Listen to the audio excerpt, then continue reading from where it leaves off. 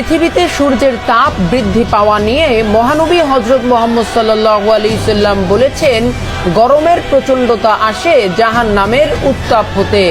জাহান্নাম তার রবের কাছে অভিযোগ করে বলে, হে রব, আমার এক অংশ অন্য অংশকে খেয়ে ফেলছে। মহান আল্লাহ তখন তাকে দুটি নিঃশ্বাস ফেলার অনুমতি দেন, একটি নিঃশ্বাস শীতকালে, আরেকটি গ্রীষ্মকালে। আর তাই পৃথিবীতে গরমের তীব্রতা আবার শীতের তীব্রতা বৃদ্ধি পায় বলে মানব জাতিকে আজ থেকে 1450 বছর আগে জানিয়ে গিয়েছেন মহানবী হযরত মুহাম্মদ সাল্লাল্লাহু আলাইহি সাল্লাম।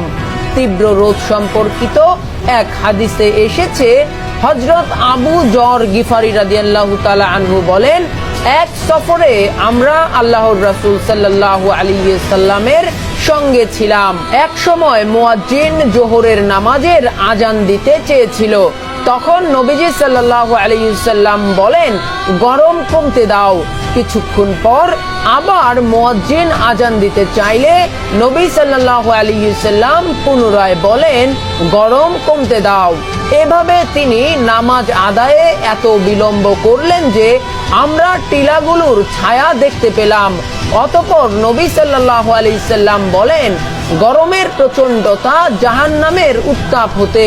কাজেই গরম প্রচণ্ড হলে উত্তাপ কমার পর নামাজ আদায় করো।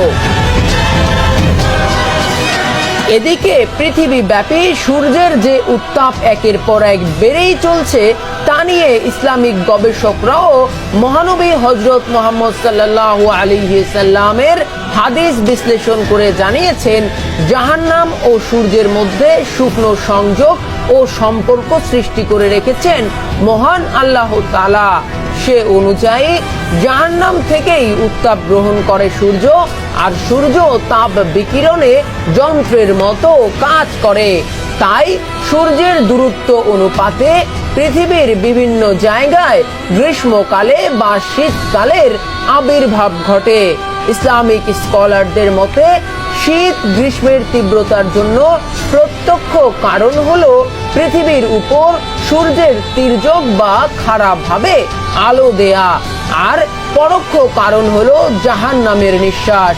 আর এই জাহান্নামের নিঃশ্বাসের কথাই আজ থেকে 1450 বছর আগে মহানবী হযরত মুহাম্মদ সাল্লাল্লাহু আলাইহি সাল্লাম পৃথিবীবাসীকে জানিয়ে গিয়েছেন।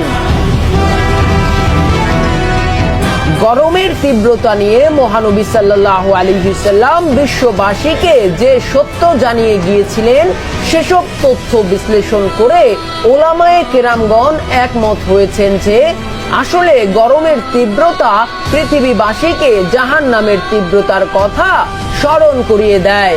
তাই তীব্র গরমে জাহান্নামের কথা স্মরণ করে আল্লাহর কাছে জাহান্নাম থেকে মুক্তি চাওয়া আমাদের প্রত্যেকের উচিত। আর জাহান্নাম থেকে রেহাই পাওয়া মানে অনন্তকালের ভোগ বিলাসের স্থান জান্নাতকে ক্রয় করে নেয়া। কোরআনে জান্নাত প্রসঙ্গে মহান আল্লাহ তাআলা মানব জাতিকে বলেন, সেখানে তারা হেলান দিয়ে আসীন থাকবে সুসজ্জিত আসনে। তারা সেখানে খুব গরম অথবা খুব শীত দেখবে না।